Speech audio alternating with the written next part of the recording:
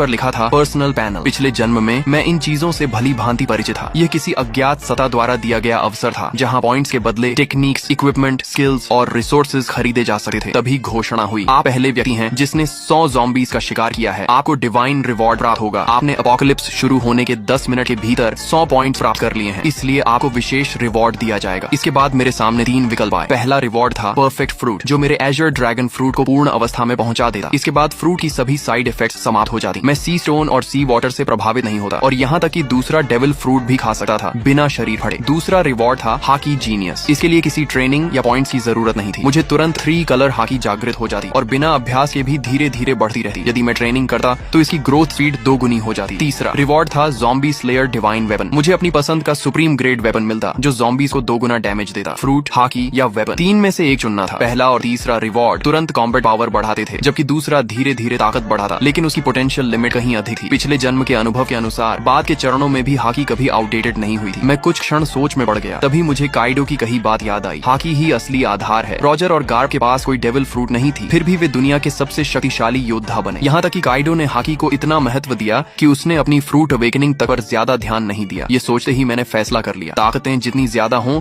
उतना अच्छा नहीं। असली बात यह है कि किसी एक ताकत को उसकी सीमा तक पहुंचाया जाए। एज्योर ड्रैगन फ्रूट कितनी शक्तिशाली बनेगी, ये पूरी तरह मेरी फिजिकल स्ट्रेंथ पर निर्भर था। अगले ही क्षण मैंने हाकी जीनियस चुन लिया। तुरंत 3 कलर हाकी मेरे भीतर जाग उठी। काली ऊर्जा की एक पतली परत मेरी मुठियों पर चढ़ गई। यह आर्मामेंट हाकी थी। इसके बाद मैंने कुछ पॉइंट्स खर्च करके 5 वाटर मीट खरीदे, जो तेजी से स्टेमिना रिकवर करने वाला फूड था और लड़ाई में लंबे समय तक टिकने में मदद करता था। पर्सनल पैनल सिर्फ स्टेटस स्क्रीन नहीं थी, बल्कि कम्युनिकेशन डिवाइस भी थी। अपोकलिप्स में जब मानव सभ्यता टूट गई थी, तब लोग इसी पैनल के कम्युनिकेशन फंक्शन से संपर्क बनाए रखते थे। इसमें अलग अलग चैनल्स भी बने हुए थे और बहुत से लोग पहले ही बातचीत शुरू कर चुके थे। तभी घोषणा हुई, स्पेस कनेक्शन समाप्त होने वाली है। भविष्य में केवल विचार करते ही डिवाइन स्पेस में प्रवेश किया जा सकेगा। मेरी आंखों के सामने फिर अंधेरा छा गया। जब मैंने दोबारा आंखें खोली तो मैं वापस अपने शरीर में था। चारों ओर अनगिनत ज़ॉम्बीज और घबराए हुए छात्र शिक्षक मौजूद थे। मैंने तुरंत एक वाटर मीट मुंह में ठूंस ली और तेजी से खाते हुए स्कूल गेट की ओर बढ़ने लगा। तभी मुझे अचानक खतरे का एहसास हुआ। मैंने तुरंत अपना शरीर एक ओर घुमा लिया। जिस जगह मैं खड़ा था वहाँ अगले ही पल जमीन फट गई और एक स्केलेटन आर्म बाहर निकल आई। बहुत से लोग सोच रहे थे कि शहर छोड़कर किसी सुनसान जगह चले जाएंगे और किसी तरह जीवित रहेंगे, लेकिन उन्हें नहीं पता था कि अब इस दुनिया में 1 इंच भी सुरक्षित जमीन नहीं बची थी। इसी दौरान रास्ते में चल रही कारों के रेडियो पर इमरजेंसी ब्रॉडकास्ट लगातार बज रहा था। यह राष्ट्रीय आपातकालीन सूचना है। सभी नागरिक शांत रहें, अपने घरों के अंदर रहें और दरवाजे खिड़कियां बंद रखें। हमारी सेना पूरी तरह सक्रिय हो चुकी है। रेडियो पर आगे घोषणा हुई, हमारी बायोलॉजिकल लैबोरेटरीज भी एंटीडोट विकसित करने में लगी हुई हैं। कृपया शांति बनाए रखें